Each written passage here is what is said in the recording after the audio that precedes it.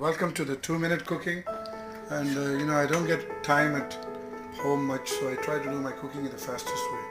So let's just start it. We have the stuff is here. We have chickpeas, a little bit of water.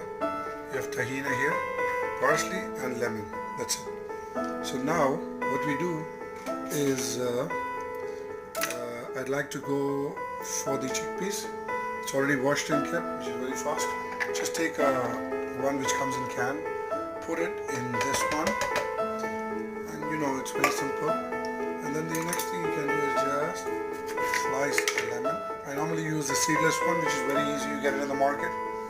And just put half a lemon for a can of chickpeas. Which I just want to put it fast. And that's it. You have it there. You see, that's it.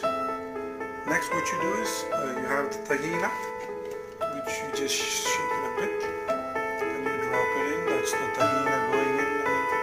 You can use how much ever you want according to the way you like.